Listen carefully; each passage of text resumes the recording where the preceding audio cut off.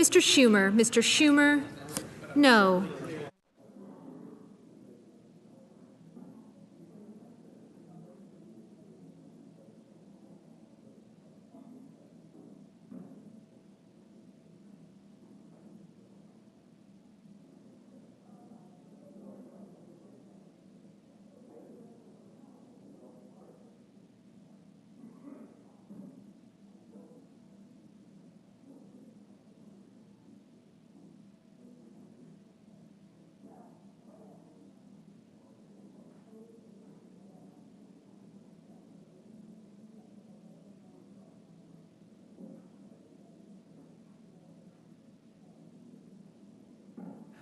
Are there any senators in the chamber wishing to change their vote?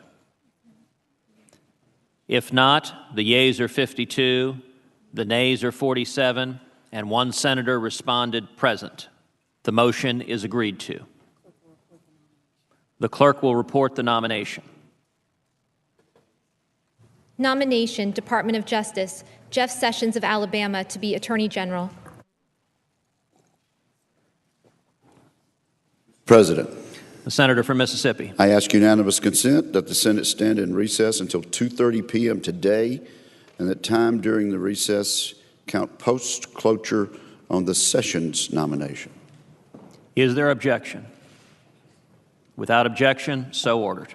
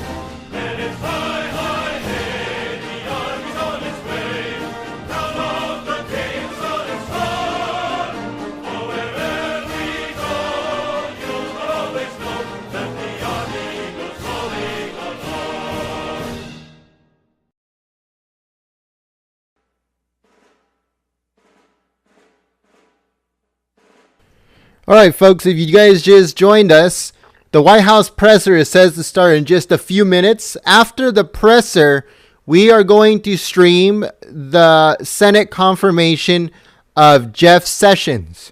So make sure that you guys share this stream and watch the presser. After we're done with the presser, we'll go to Jeff Sessions confirmation. So make sure you do not miss it.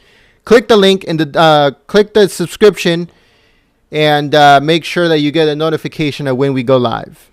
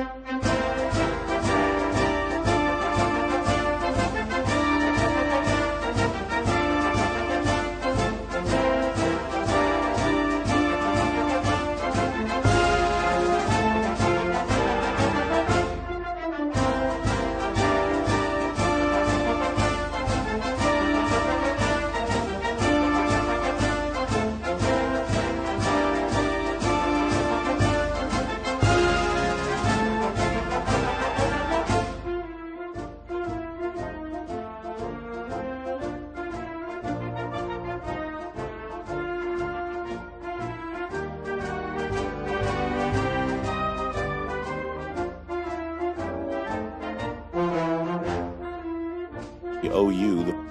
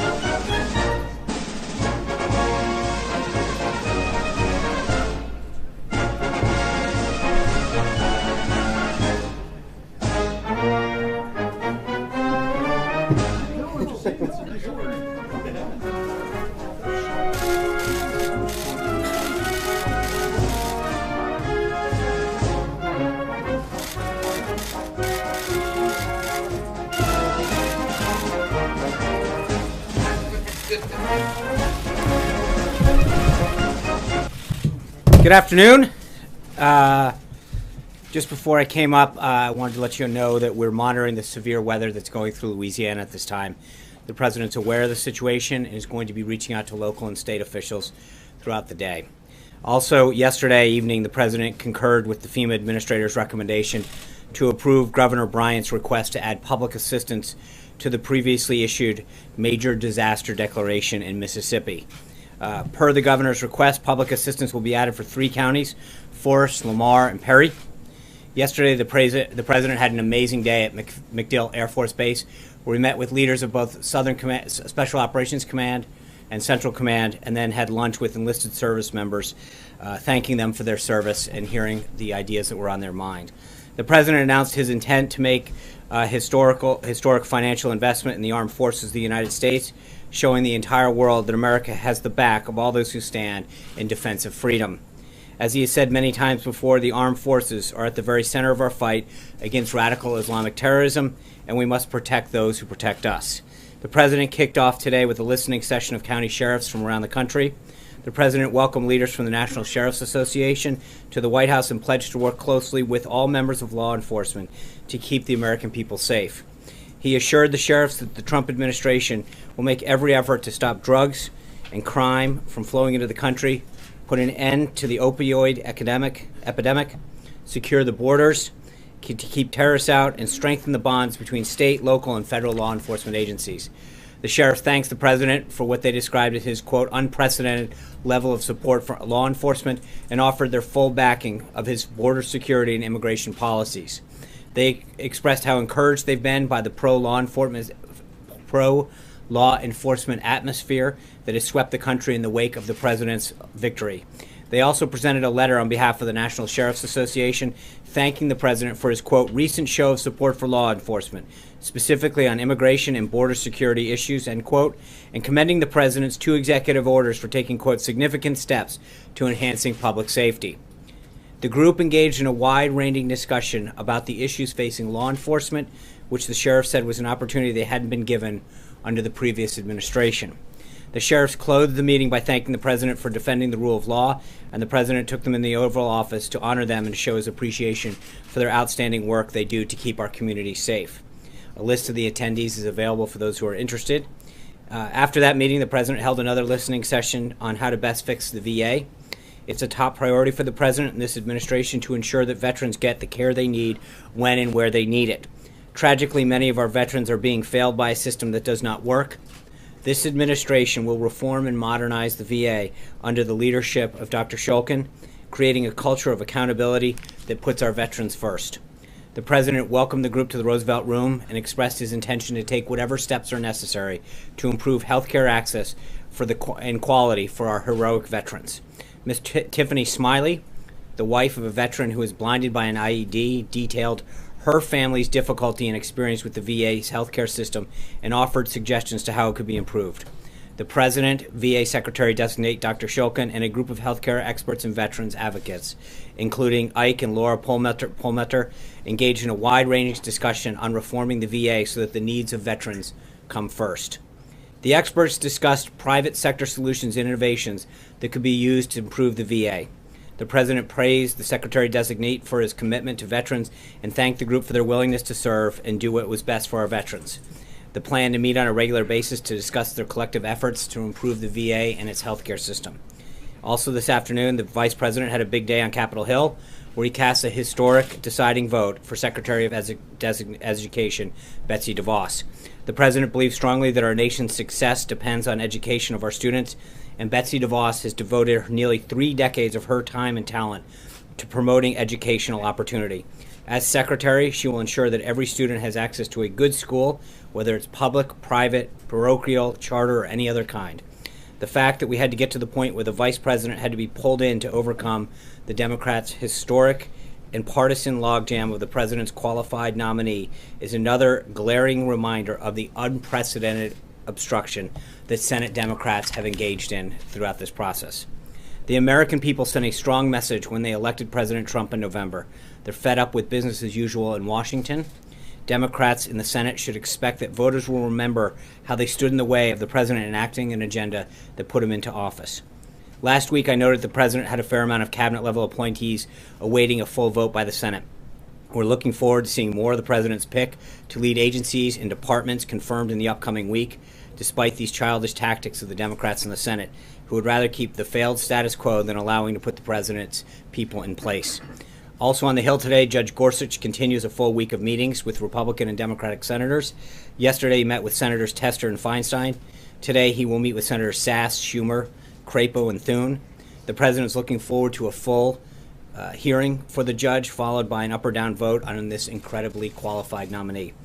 At this moment, the president is meeting with Congressman Jason Chaffetz to discuss how to work together to enact his reform agenda. Later this afternoon, the president will meet with Secretary of State Tillerson.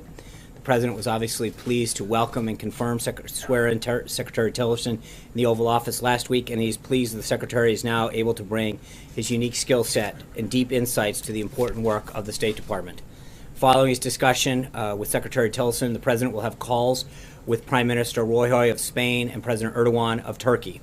We'll, of course, have readouts of both of those calls when they're completed. This evening, the president will host young officers from the United States Army Special Forces qualification course in the Oval Office. As the president said yesterday, members of our military and their families are our nation's heroes. It is one of his top priorities to ensure that the men and women of our armed forces have the tools, equipment, and resources they need to execute their missions successfully. The president is looking forward to conveying his gratitude and support to these young, brave captains. Later this evening, around 6 o'clock, the Ninth Circuit Court will hold oral arguments per its order from yesterday. I want to quickly run down what we can expect to happen tonight. A career attorney from the Department of Justice will present an argument in defense of the president's order. And to be clear, all that's at issue tonight is the hearing is an interim decision on whether the president's order is enforced or not until the case is heard on the actual merits of the order. It's a simple status quo versus anti-status quo decision. This is just like the case in Boston, which started as a temporary restraining order. There, once we were able to explain our position, the court lifted the order and held that the president's executive order could take effect. As I've stated before, 8 U.S. Code 1182 gives the president constitutional authority for this executive order. It says, quote, whenever the president finds that the entry of any aliens or of any class of aliens into the United States would be detrimental to the interests of the United States, he may by proclamation, and for such period as he shall deem necessary, suspend the entry of all aliens or any class of aliens as immigrants or non-immigrants, or impose on the entry of aliens any restrictions which he may deem appropriate. We look forward to a final decision on the merits of this soon. Looking ahead, I know a few have been asking about more details on Prime Minister Abe's visit later this week. As previously announced, he will visit the White House for meetings on the 10th of February. The president has also invited him down to Mar-a-Lago, and the two leaders will travel there for the weekend. This is a testament to the importance the United States places on the bilateral relationship and the strength of our alliance and the deep economic ties between the United States and Japan. Needless to say, the president's looking very much forward to welcoming the New England Patriots to the White House to celebrate their 5th World Championship. It was obviously a spectacular game. Lastly, we have our eyes on Kabul today following the tragic suicide bombing that killed at least 19 Afghan civilians and wounded 14. Just this morning, General Flynn spoke with the Afghan National Security Advisor to reaffirm our continued support for Afghanistan and for our strategic partnership. We condemn this cowardly attack in the strongest possible terms, and we commend the Afghan security forces for their rapid response. We also reaffirm our support to the Afghan government as they work to defend their people and against enemies of peace. And with that, I'll take your questions. David Jackson. Sean, the list of 78 terrorist attacks that you released last night, it looked like it had been prepared well in advance. I mean, was that already on hand when President Trump made his comments, or did you do it afterwards, and why did you release it? Well, I think the answer was we had been getting questions as to what the president's remarks were. We wanted to be very clear that there are a lot of examples between 2014 and 2016 that have occurred, and many of them haven't gotten the attention that they have deserved. It's becoming too often that we're seeing these attacks not get the spectacular attention that they deserve, and I think it undermines the understanding of the threat that we face around this country. The reason that the president acting in so many of the ways that he has with executive order and otherwise, the discussions that he had down at CENTCOM and SOCOM yesterday, are because he cares about making sure that we don't have attacks in this country, that we're protected, that we're ahead of the curve. And I think what we need to do is to remind people that the earth is a very dangerous place these days, that ISIS is trying to do us harm, and that the president's commitment is to keep this country safe. And I think part of this is to make sure that the American people are reminded how prevalent some of these attacks are and how much time and attention they have or have not gotten. But more importantly, to make sure that they understand the unwavering commitment that the president has and the actions they will take to keep the country safe. Did the list put together after his Yes. comments? Yes. After his comments. Yeah. Trey. Thanks, Sean. On the call with Turkish President Erdogan later today, does President Trump intend to discuss plans for Syrian safe zones, and does the president expect Turkey to help create those zones? I think we'll have a readout for you on that. I don't want to get ahead of the two leaders' calls. Alexis, Real Clear Politics.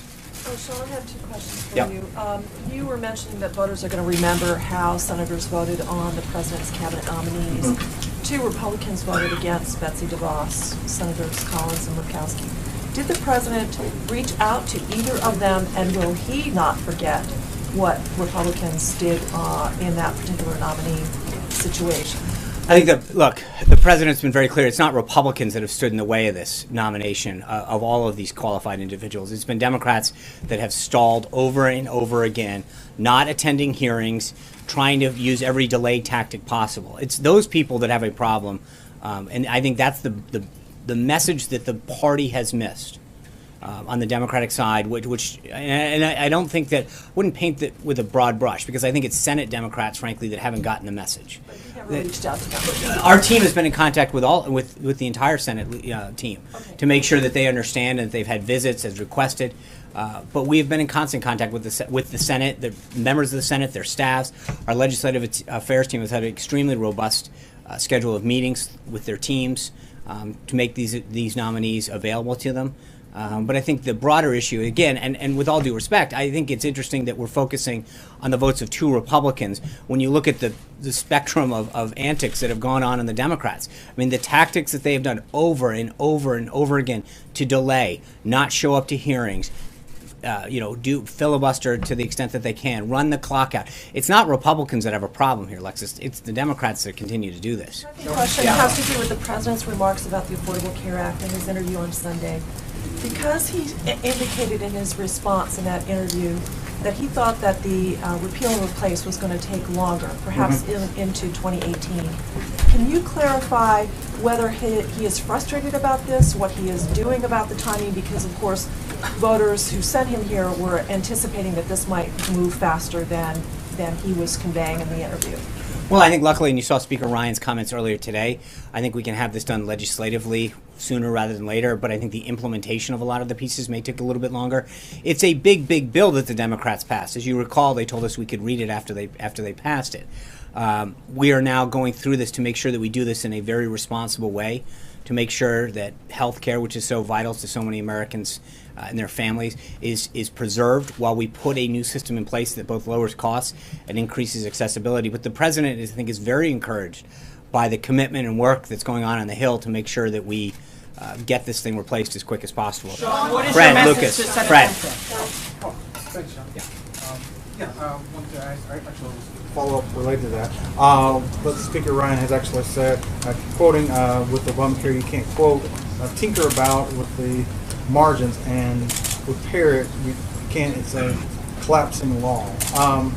Do you agree with that? And that you can't build on what's already there? You have to get rid of the entire law? Well, I think what we're focused on is the end solution. And I think we've been very clear over and over again that the president's going to repeal and replace it. And that what Americans will get at the end of this is a health care solution that, as I've said before over and over again, is going to give them a lower cost health solution with more options. That's what they were promised in the first place. That's when we can give. And I think the president being able to approach this in the business-like manner that he's done so successfully in the past is going to ensure that he negotiates prices, that we look at those business-like practices, force competition among states and other things that will help lower costs once and for all and provide that competition. On Iran sanctions, does the president have any concerns about the fact that Adam Zubin is the acting Treasury Secretary in terms of implementing those sanctions? No, we implement them. They went off without a hitch. John Decker. Thanks a lot, Sean. As you know, the president spoke over the weekend on Twitter and criticized the federal judge appointed by George W. Bush, who imposed that nationwide restraining order. He called him a so-called judge. Is the president, as it relates to the arguments, and I know you're confident, but the arguments that will be presented this evening, is he prepared to accept an adverse ruling by the Ninth Circuit Court of Appeals? Well, there's no question the president respects the judicial branch and its ruling, but I think that there's no way, I just read off the U.S. Code on that, I don't think there's any other way that you can interpret that, that the president has the discretion to do what's necessary to keep this country safe. And I think that's his concern, frankly, right now, is that when the law is such as it is, that anyone could interpret that any other way. I think he feels confident, just like in the ruling in Boston, that we're going to prevail on this on the merits of the case because it is done so in a very lawful way. Catherine. Will the administration take a position on the Israeli legislation to retroactively legalize the thousands of West Bank settlements? Last week, obviously, you said that building the settlements may not be helpful. I think, as I mentioned last week, I don't want to get too far ahead of this, but Prime Minister Netanyahu will be here on the 15th. I think that'll be obviously a topic of discussion right now. I don't want to get ahead of that. Charlie, Sperry. Yeah. Hi, Charlie. Sean. Just a quick question. Any response to the calls for impeachment by Representative Maxine Waters? No. Hunter Walker. I mean, I would just say, look, I think, it is, the president is doing everything he can to move this country forward, and I think whether it's the Democrats in the Senate who are trying to stall these nominees or these little political stunts on the House side, the bottom line is, I think by and large you see the support that the president's receiving for his policies throughout the country. And it's because I think people recognize, A, that business as usual is over, and that the president's commitment to both keeping this country safe, growing the economy, and creating jobs is something that is welcomed by all Americans regardless of party. I think when you see stuff like that, I think it really just shows that they really missed the message that voters sent this past November. Hunter Walker. Thank you, Sean. CNN reportedly declined to interview Kellyanne Conway on Sunday because of questions about her credibility. Is the White House willing to offer alternative representatives to networks that refuse to work with specific spokespeople? Well, frankly, I think that my understanding is they retracted that. They've walked that back or denied it, however you want to put it. I don't care. But I think Kellyanne is a very trusted aide of the president. I think for any characterization otherwise is insulting. I don't think if they choose not to work with someone, that's up to them. But I think we're going to continue to put out key leaders of this administration, including Kellyanne, that can articulate the president's policies and agenda. Katie Pavlich. President Trump planning to ask the Senate to expedite legislation allowing for the swift firing of bad VA employees? I think the president's commitment, as you heard both during the campaign and as he's talked to Dr. Shulkin, is to make sure that we're providing the best care. And if there's things that are an impediment to that care being offered up or reformed, then he is going to make sure that we enact policies internally that make sure that people who are not doing their job, not servicing veterans, we can figure out how to expedite that process. But the idea that we're sitting around having a discussion about personnel inhibiting the care that veterans deserve really does not bode well for the reflection that we want on this country. I mean, the people who have served this nation, we should be bending over backwards to make sure that the benefits and the care and the services that they frankly earned is something that is given the highest priority and something that the president remains highly committed to. Miriam Borges. Done. Yeah. Miriam. Hey, hi. Thank you, Sean. The president is going to speak later today with the Spanish leader, Mariano Rajoy. Yeah. And I would like to know how President Trump sees the relation with Spain and which are the main issues they are going to discuss in the phone call. So I'm not going to, we'll have a readout after the call, but I imagine that they're going to talk about a shared commitment to defeating ISIS and that they'll discuss our bilateral relationship and reaffirm our commitment to it to countries. I think we will have a readout on that call with Spain, as we will with all the countries and all the other leaders that we'll talk to, and we have in the past. So I don't want to get too far ahead of it, but I would imagine that the current relationship that we have with Spain and our commitment to ISIS will be at the forefront of that. Maria Pena. Maria. Yeah, here. Sorry. Yep. Thank you. It's kind of loud in here. So it's a two-part question. One, can you confirm whether or not the White House has accepted the credentials of the new Mexican ambassador, Jerónimo Gutiérrez? And also, Representative Mike Rogers, I believe, this morning said that he plans to introduce a bill to impose a 2% tax on all remittances that Mexicans send to their country to pay for the wall. Would the president rally behind that bill? So first, I would have to get back to you on the ambassador's credentials. I don't know. We can check with the Department of State and figure that out. I don't know that right off the top of my head, and I'm not going to comment. We don't put out statements of administration policy until the bill has gone through the process. Hallie. Two questions for you. One, following up on health care. The president, as you know, campaigned for 18 months on replacing the Affordable Care Act. Where is his plan? He's working with Congress. I think I just answered that question, but he's working with Speaker Ryan, Leach. I mean, you're acting like... Specifics of it, though. Does he owe the American people something now? And I think he's been very clear that he owes the American people a result that's going to lower costs and provide more access. That's what he continues to work with Speaker Ryan on. I think the Speaker was very clear on it, that they're having meetings both legislatively and at the principal level to make sure that this gets done. And I think, as you heard Speaker Ryan, we continue to be optimistic about getting this thing completed by this year. It's a mammoth bill, what they passed, and did it, and I think we've got to make sure that we do this right. We don't want to end up with the same result that Democrats did. They rushed it through, no one was able to read the bill, and premiums have skyrocketed, access and options have gone down. We need to make sure that we don't do this in a way that's going to end up with the same result. John Roberts. Question for you, Sean, though, on Yemen. Yeah. I did say two. One of the world's most wanted terrorists is now taunting President Trump, calling him a fool after that raid. Right. Any response from the White House, and do you still stand by your characterization that absolutely it was a successful raid? that he was not that was the raid that was conducted in Yemen was an intelligence gathering raid. That's what it was. It was highly successful. It achieved the purpose it was going to get, save the loss of life that we suffered and the injuries that occurred. So the goal back on reporting that he was the target? Absolutely. He was not. The goal of the raid was intelligence gathering. And that's what we received, and that's what we got. That's why we can deem it a success. John Roberts. And I know that you believe that you have a good case on the merits to lift the temporary restraining order. If the president does not prevail at the Ninth Circuit Court of Appeals, will he take this to the Supreme Court? Well, let's see where we go. I think he's made it very clear that he's... Can I just finish? Yeah, you can. I'm sorry. And is he concerned that if this does go to the Supreme Court with his current 4-4 makeup, that this temporary restraining order may become a little more permanent? Well, remember, tonight is about just a restraining order. We're not... Right, I understand, but I think that it's important to explain this to everyone, John, because I know you get it. And so many... But I just want to make sure, tonight is about the restraining order. It has nothing to do with the merits of the case. And that's why I think we feel confident. The question is, does the restraining order get lifted or not?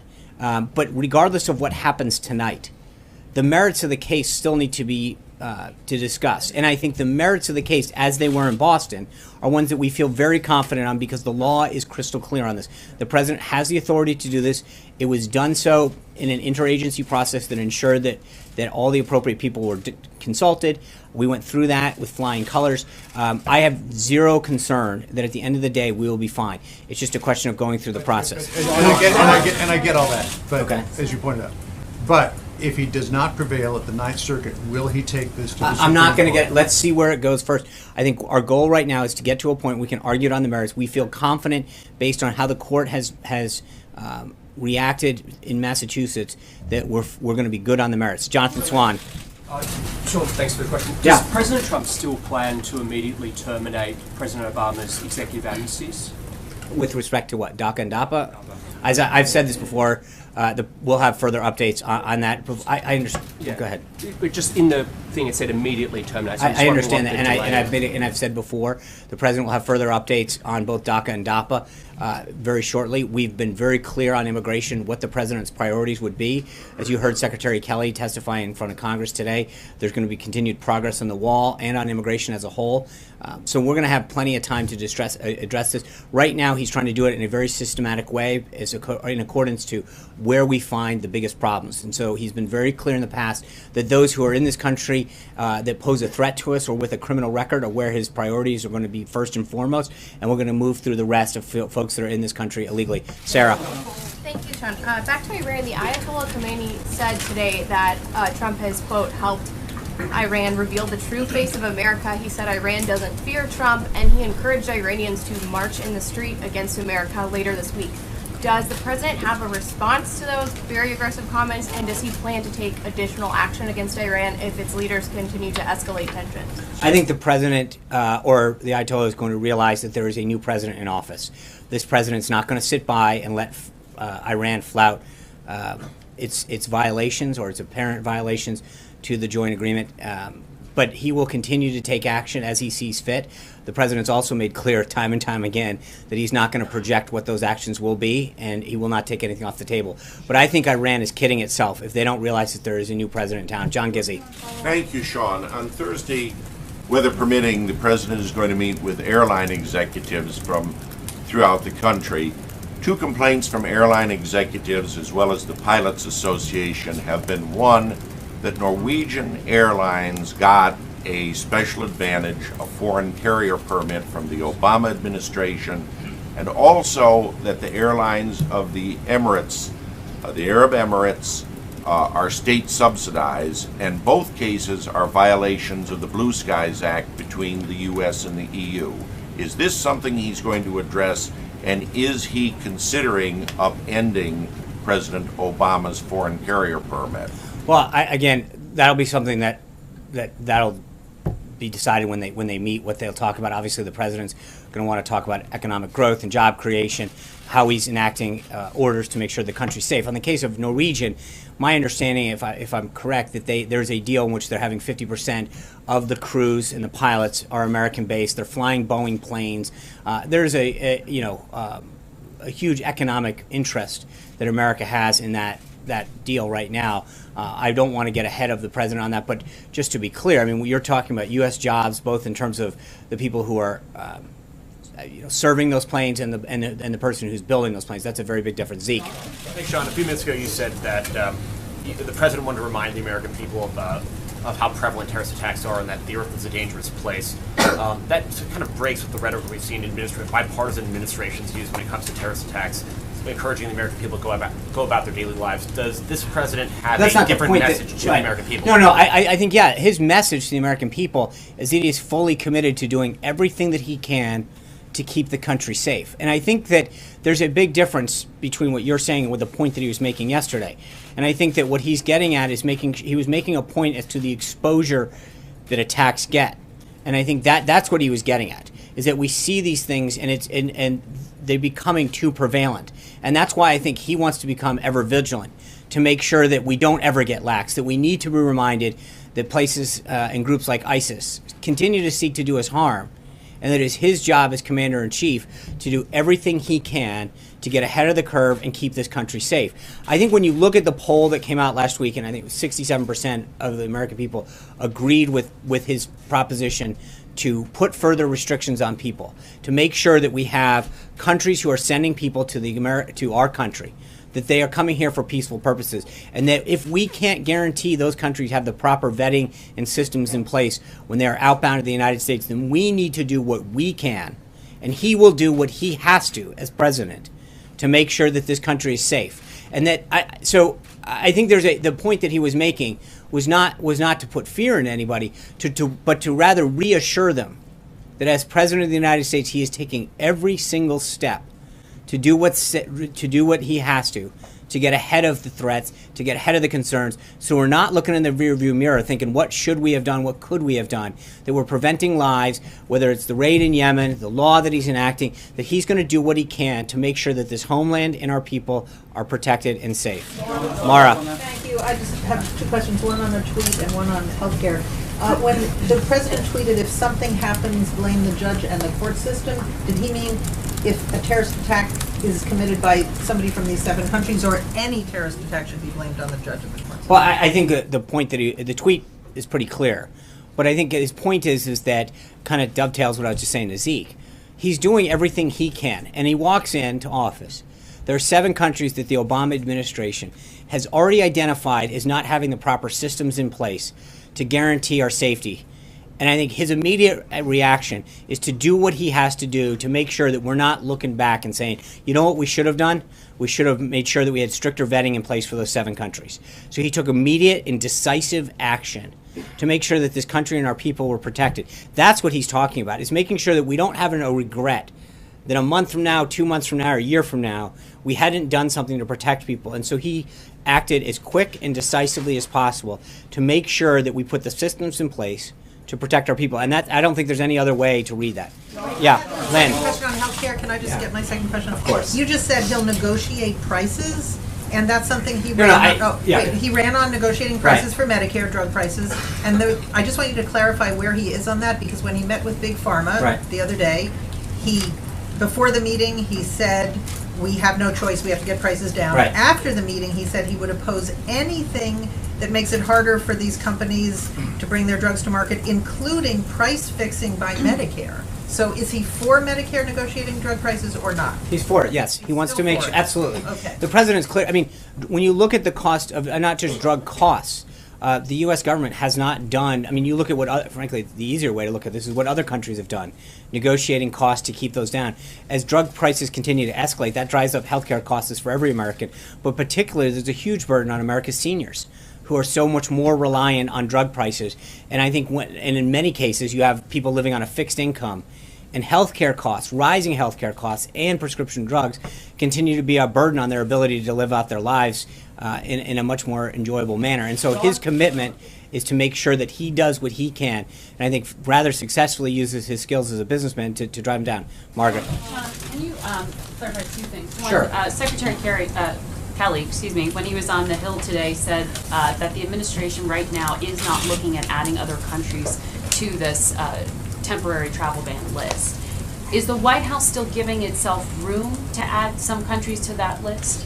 Well, I think what his point was is that right now he's not doing it. You have to look at his testimony in context. I think he went through the fact that we're still in this review process, that he is committed to making sure that we look at all other countries. But as of this moment, that there's no immediate desire to add to that. But he is looking at all of the other countries, the procedures that we have with them, the systems we have in place to check them. And so nothing is final until the end of the review period. Yeah. But I had a second question. I'm sorry. So you said still leaving room to do that. Something that the president continues to say as a phrase, and I'm hoping you can define it for us, is that this is about testing who truly loves America and making sure that those enter the country are those who truly love America. How do you quantify that? What is the president thinking of? Is that a specific test? What does that mean? No, I mean, look, I think I think the president's, goal is to make sure that people aren't coming here to do us harm, that they're going through the proper extreme vetting in cases where we don't have the information required to make a good judgment on them based on what their country is willing to provide, that we are taking the proper and necessary steps to protect our people. But he doesn't, if someone's coming here to do us harm or to espouse things that would give us a good indication that they're not coming here for the right reasons, then we need to do everything we can to A, vet them, and B, unless we're 100% certain, keep them out of the country. It's a background check. It's a background check, but again, I wouldn't just, it's not. I mean, it is, to the extent that we can, it's going to be extreme vetting is what he's talked about, that it's not going to be just letting someone in on a quick check. If there's any cause for concern, he wants to go to every step possible to make sure that people who are entering this country are doing so because they want to come here for the right reasons and for peaceful reasons. Yeah. Thank you, Sean. On Korea, the South Korean knows about Trump is a very good friend of theirs. And what will be the most important part of his policy toward South Korea? What, please? What was most important part of Trump's policy toward South Korea? Most important part of the policy. Thank you. He had a conversation the other day, and we look forward to filling that conversation. I think obviously the threat of North Korea is the most prominent issue that faces South Korea in our alliance right now. He wants to reassure the South Korean government, the Blue House, that we are going to do what we can to make sure that we stand with South Korea and that we prevent any further hostile actions from North Korea. So I think that the safety of our country, of South Korea, of the region are going to be clearly the greatest focus of this. Yeah. Question. John Christopher, Talk Media News.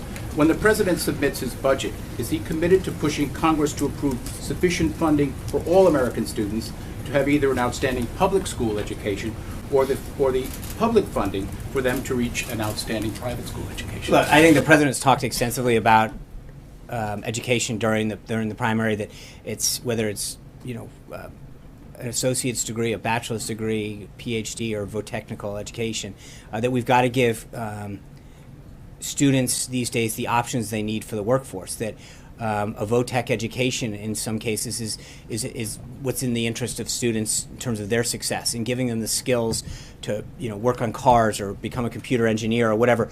But as we head into as we look towards the future, we've got to make sure that we're preparing our students to have the skill set that they need. And it's also the retraining aspect of that, that as people get older and certain industries start to turn the corner because of technology, that we're allowing people the opportunity for retraining, to give them the skill set that they need to re-enter the workforce and continue to be productive. So I think, as you will see, look, we literally will swear in the Secretary of Education hopefully later this evening, which we will let you all know, probably around the 5 or 6 o'clock hour.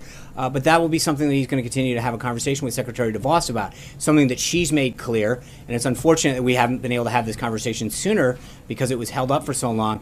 But I think that's something that Secretary DeVos will be speaking a lot about the education funding and skill set and opportunities that we give not just our children, but people older in life who are looking to get back into the workforce through another avenue. How about the K through 12? How about the youngsters? Right. I think we'll have plenty of time to discuss the president's budget as we get closer, as he sort of develops that. Today, we're excited that Secretary DeVos will get sworn in and we can begin to formulate that. Thanks a lot, guys. Have a great one. Take care. Did you get a chance to watch the Saturday?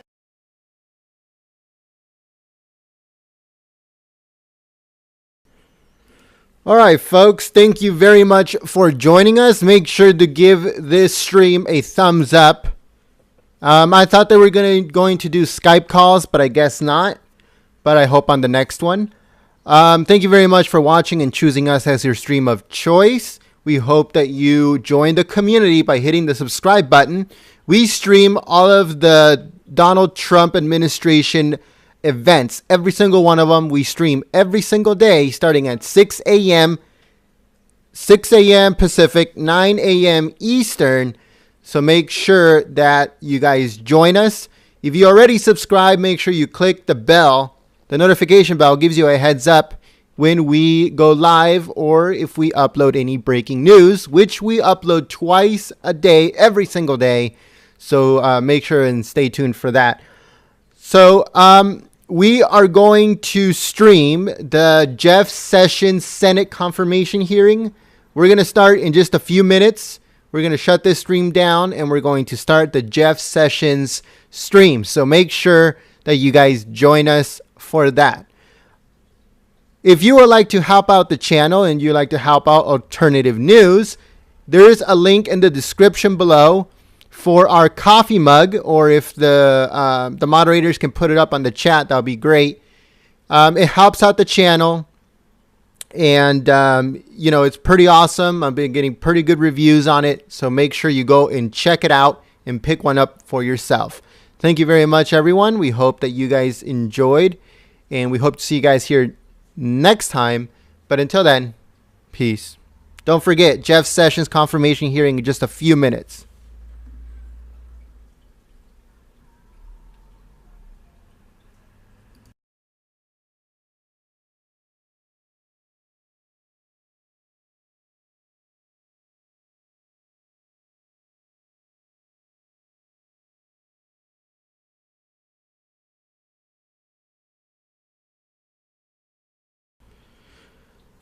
Like I said before, make sure to give this stream a thumbs up. It helps us immensely, along with sharing our links.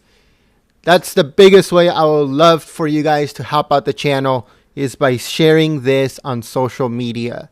It helps out immensely. Whenever you guys see a post that I put up on the chat that says copy and paste on social media, just really easily just copy it, paste it on whatever social media you have, and you guys have helped the channel immensely. And if anyone that shared it, thank you very much. It helps us a lot. I cannot explain how much that helps. So yeah, guys, Jeff Sessions in just a few minutes.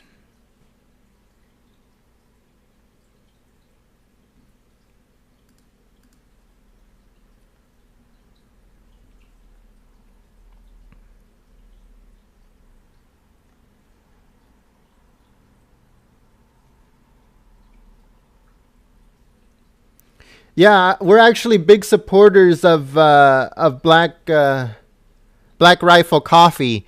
Right now, since they pledged to hire 10,000 veterans in response to commie Starbucks wanting to hire 10,000 refugees, Black Rifle Coffee said, no, we don't care about refugees. We care about our American veterans. We care about Americans and giving Americans jobs. So Black Rifle Coffee, look them up on Google. Right now, they're a little bit backed up. They're on their website. They're saying that there's a 2-week delay on delivery of coffee, but make sure that you guys go there with them and buy Black Rifle Coffee. 100% American. The company is owned by Americans and they hire veterans. Most of their employees are all American veterans. So make sure to go and check out Black Rifle Coffee.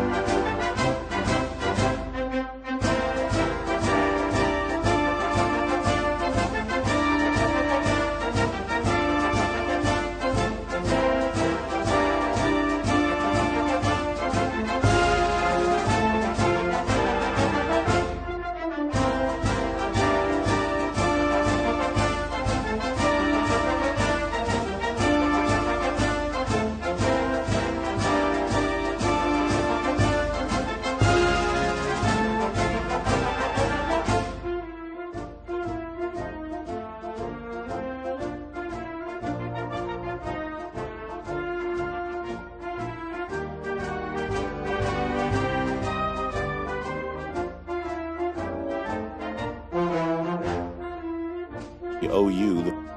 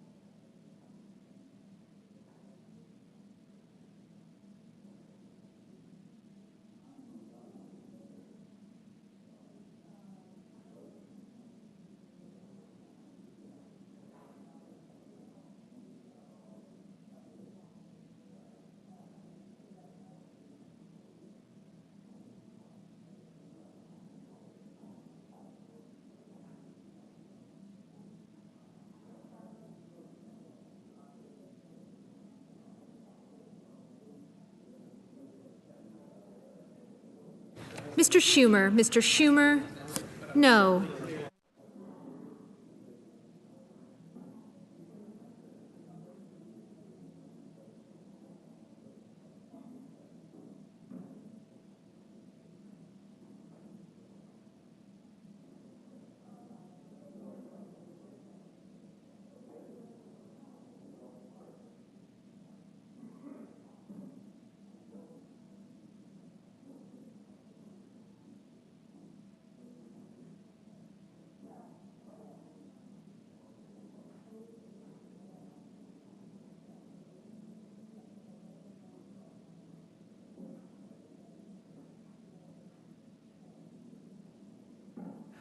Are there any senators in the chamber wishing to change their vote?